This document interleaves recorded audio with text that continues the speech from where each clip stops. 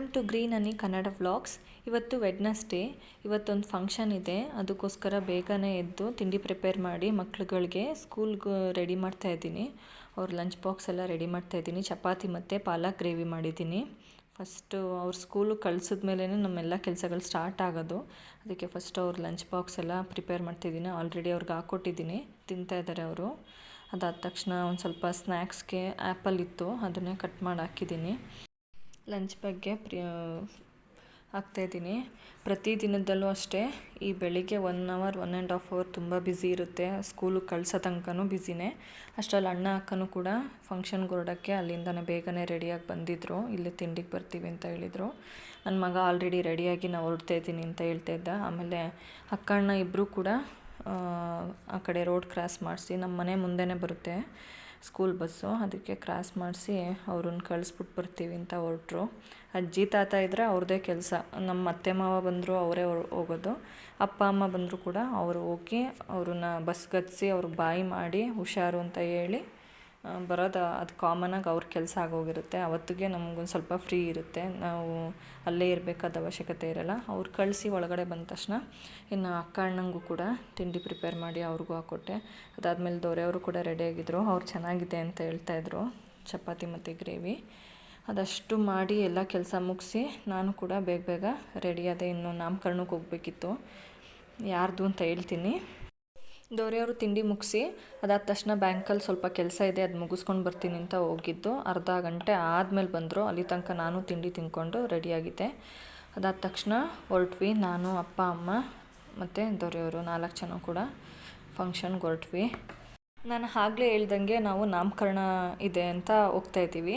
ಯಾರ್ದಪ್ಪ ನಾಮಕರಣ ಅಂತಂದರೆ, ನನ್ನ ತಂಗಿ ಇದ್ದಾಳಲ್ಲ, ಅವ್ರು ಓರ್ಗಿತ್ತಿ ಪಾಪುದು ನಾಮಕರಣದ ಫಂಕ್ಷನ್ ಇದೆ.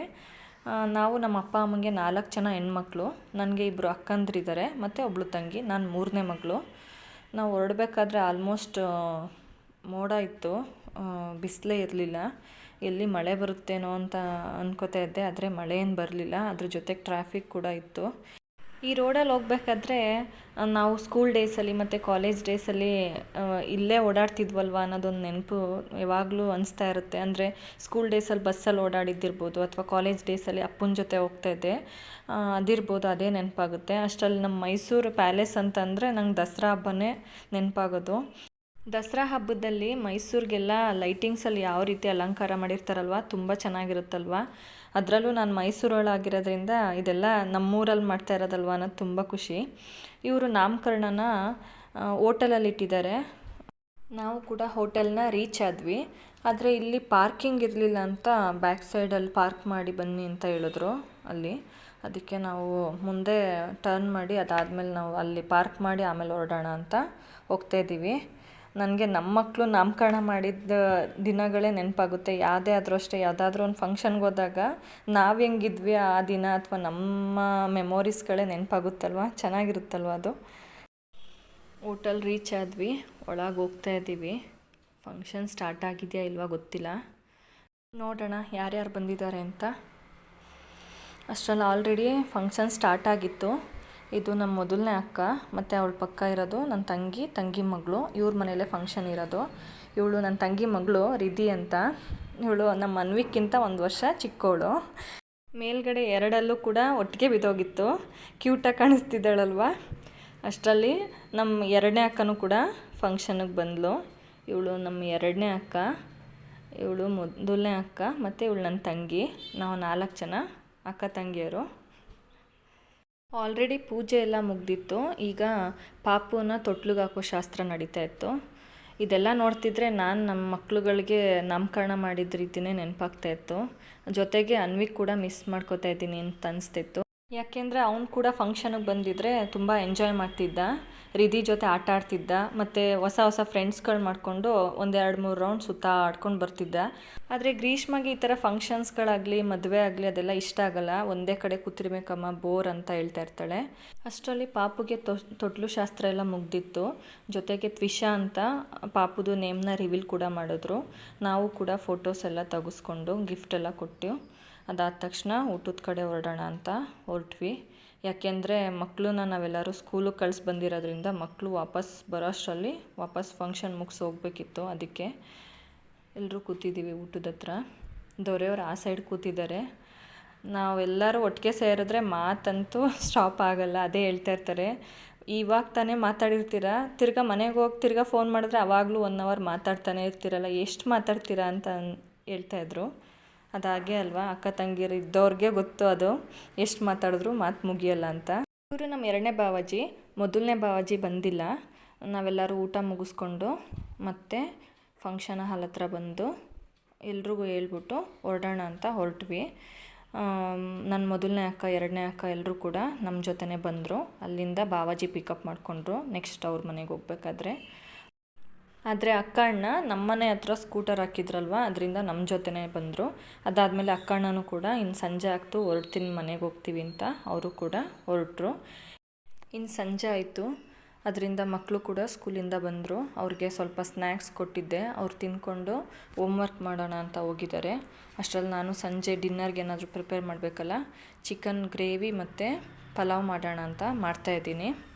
ಇವತ್ತು ನಾಮಕರಣಕ್ಕೆ ಹೋಗಿದ್ವಿ ಅಲ್ವಾ, ಅದಕ್ಕೆ ನಮ್ಮ ಮಕ್ಳುಗಳದ್ದು ನಾಮಕರಣದಲ್ಲಿ ಯಾವ ರೀತಿ ಇತ್ತು, ಅವತ್ತಿನ ಸಿಚುಯೇಷನ್ ಹೆಂಗಿತ್ತು, ಅದೇ ಮೆಮೊರೀಸ್ ನೆನಪಾಗ್ತಾನೇ ಇತ್ತು. ನಮ್ಮಿಬ್ಬರು ಮಕ್ಕಳು ಕೂಡ ನಾಮಕರಣದಲ್ಲಿ ತುಂಬ ಚೆನ್ನಾಗಿ ಕಾಣಿಸ್ತಿದ್ರು ಮತ್ತು ಮುದ್ದಾಗಿದ್ದರು. ಅನ್ವಿಕ್ ಕೂಡ ಅಷ್ಟೇ, ಗ್ರೀಷ್ಮ ಕೂಡ ಅಷ್ಟೇ. ಇಬ್ಬರದ್ದು ನಾಮಕರಣ ನಾವು ದೇವಸ್ಥಾನದಲ್ಲಿ ಮಾಡಿದ್ದು. ಅಂದರೆ ಚೌಲ್ಟ್ರಿ ಮತ್ತು ದೇವಸ್ಥಾನ 2 ಒಟ್ಟಿಗೆ ಇರುತ್ತಲ್ವ, ಆ ರೀತಿ ಚೌಲ್ಟ್ರಿಯಲ್ಲಿ ನಾವು ನಮ್ಮಿಬ್ಬರು ಮಕ್ಕಳದ್ದು ನಾಮಕರಣಗಳು ಮಾಡಿದ್ದು.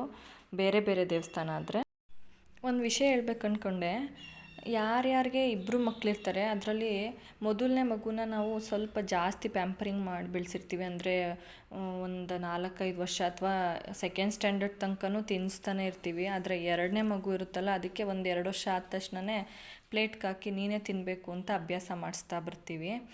ಹೋಗ್ತಾ ಹೋಗ್ತಾ ಮಕ್ಕಳು ಬೆಳೀತಾ 2ನೇ ಪಾಪು ಇಂಡಿಪೆಂಡೆಂಟಾಗಿ ತಿನ್ನೋದು ಹೇಗೆ ಅನ್ನೋದನ್ನು ಅಭ್ಯಾಸ ಮಾಡಿಕೊಂಡು ಫಾಸ್ಟಾಗಿ ತಿನ್ನೋಕ್ಕೆ ಕಲಿತೇ ಬಿಟ್ಟಿರುತ್ತೆ. ಆದರೆ 1ನೇ ಮಗು ತಿನ್ನಿಸಿದ್ರೆ ಮಾತ್ರ ನಾನು ತಿನ್ನೋದು ಅನ್ನೋ ರೀತಿ ಮೈಂಡ್ ಸೆಟ್ ಆಗೋಗಿರುತ್ತೆ. ಅದಕ್ಕೆ ನನ್ನ ಕಡೆಯಿಂದ ಒಂದು ಸಜೆಷನ್ ಏನಪ್ಪ ಅಂತಂದರೆ, ಮಕ್ಕಳಿಗೆ 1 ವರ್ಷ ಅಥವಾ 1.5 ವರ್ಷ ಆದ ತಕ್ಷಣವೇ ಇಂಡಿಪೆಂಡೆಂಟಾಗಿ ಯಾವ ರೀತಿ ಅವರೇ ಊಟ ತಿನ್ನಬೇಕು ಅನ್ನೋದನ್ನು ಪ್ರಾಕ್ಟೀಸ್ ಮಾಡಿಸ್ಬೇಕು. ಚೆಲ್ಲಿದ್ರೂ ಪರವಾಗಿಲ್ಲ, ಇಂಡಿಪೆಂಡೆಂಟಾಗಿ ಊಟ ತಿನ್ನೋದನ್ನು ಅಭ್ಯಾಸ ಮಾಡಿಸ್ಬೇಕು. ರಾತ್ರಿ ಊಟಕ್ಕೆ ಚಿಕನ್ ಪಲಾವ್ ಮತ್ತು ಗ್ರೇವಿ ಕೂಡ ರೆಡಿ ಆಯಿತು. ಇನ್ನೇನು ಹಬ್ಬ ಕೂಡ ಹತ್ರ ಬಂತಲ್ವ, ವರಮಹಾಲಕ್ಷ್ಮಿ ಹಬ್ಬ.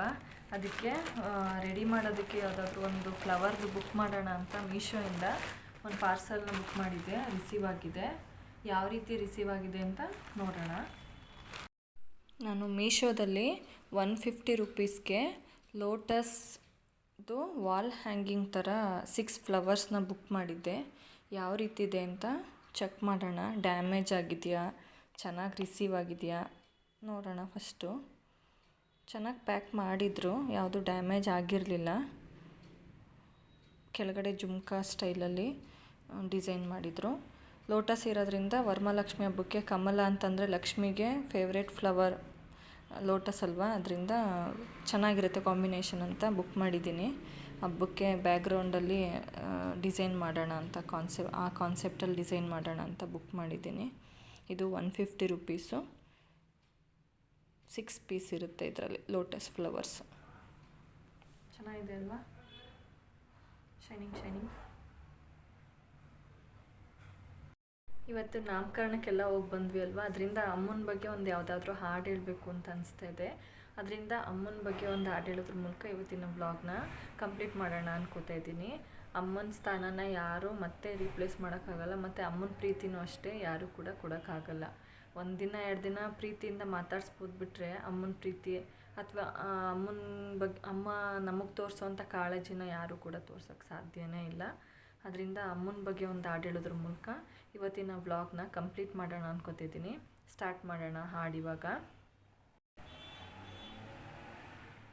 ಅಮ್ಮ ನಿನ್ನ ಎದೆಯಾಳದಲ್ಲಿ ಗಾಳಕ್ಕೆ ಸಿಕ್ಕ ಮೀನು, ಮಿಡುಕಾಡುತ್ತಿರುವೆ ನಾನು. ಅಮ್ಮ ನಿನ್ನ ಎದೆಯಾಳದಲ್ಲಿ ಗಾಳಕ್ಕೆ ಸಿಕ್ಕ ಮೀನು, ಮಿಡುಕಾಡುತ್ತಿರುವೆ ನಾನು. ಕಡಿಯಲುಲ್ಲೇ ನೀ ಕರುಳ ಬಳ್ಳಿ, ಒಲವೂಡುತ್ತಿರುವ ತಾಯೇ, ಬಿಡದ ಭುವಿಯ ಮಾಯೆ.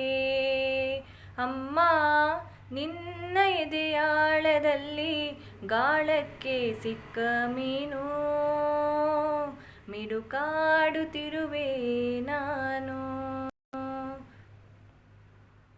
ನಿನ್ನ ರಕ್ಷೆ ಗೂಡಲ್ಲಿ ಬೆಚ್ಚಗೆ ಅಡಗಲಿ ಎಷ್ಟು ದಿನ, ದೂಡು ಹೊರಗೆ ನನ್ನ.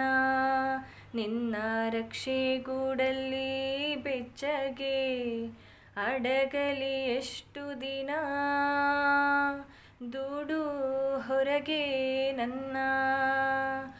ಓಟ ಕಲಿವೆ ಒಳನೋಟ ಕಲಿವೆ, ಓಟ ಕಲಿವೆ ಒಳನೋಟ ಕಲಿವೆ, ನಾ ಕಲಿವೆ ಊರ್ಧ್ವಗಮನ.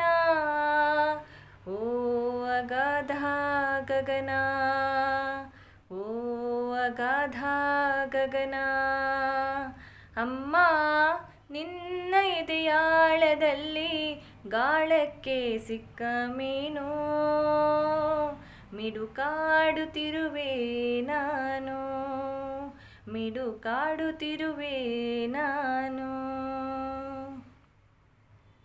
ಮೇಲೆ ಹಾರಿ ನಿನ್ನ ಸೆಳೆತ ಮೀರಿ ನಿರ್ಭಾರ ಸ್ಥಿತಿಗೆ ತಲುಪಿ, ಬ್ರಹ್ಮಾಂಡವನ್ನೇ ಬೆದಕಿ. ಮೇಲೆ ಹಾರಿ ನಿನ್ನ ಸೆಳೆತ ಮೀರಿ ನಿರ್ಭಾರ ಸ್ಥಿತಿಗೆ ತಲುಪಿ, ಬ್ರಹ್ಮಾಂಡವನ್ನೇ ಬೆದಕಿ. ಇಂಧನ ತೀರಲು ಬಂದೇ ಬರುವೇನು, ಇಂಧನ ತೀರಲು ಬಂದೇ ಬರುವೇನು, ಮತ್ತೆ ನಿನ್ನ ತೊಡೆಗೆ ಮೂರ್ತ ಪ್ರೇಮದೆಡೆಗೆ, ಮೂರ್ತ ಪ್ರೇಮದೆಡೆಗೆ. ಅಮ್ಮ ನಿನ್ನ ಎದೆಯಾಳದಲ್ಲಿ ಗಾಳಕ್ಕೆ ಸಿಕ್ಕ ಮೀನು,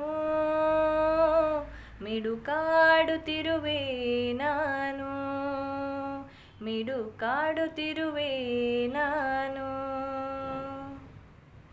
ಇದಿಷ್ಟು ಕೂಡ ಇವತ್ತಿನ ವ್ಲಾಗ್ ಆಗಿತ್ತು. ಇದ್ರ ಮೂಲಕ ನಾನು ಇವತ್ತಿನ ಬ್ಲಾಗ್ನ ಕಂಪ್ಲೀಟ್ ಮಾಡ್ತಿದ್ದೀನಿ. ಪ್ಲೀಸ್ ನನ್ನ ಚಾನಲ್ನ ಲೈಕ್ ಮಾಡಿ, ಶೇರ್ ಮಾಡಿ ಮತ್ತು ಸಬ್ಸ್ಕ್ರೈಬ್ ಮಾಡ್ಕೊಳ್ಳೋದ್ರ ಮೂಲಕ ಸಪೋರ್ಟ್ ಮಾಡಿ ಅಂತ ಕೇಳ್ಕೊತೀನಿ. ಎಲ್ರಿಗೂ ನಮಸ್ಕಾರ.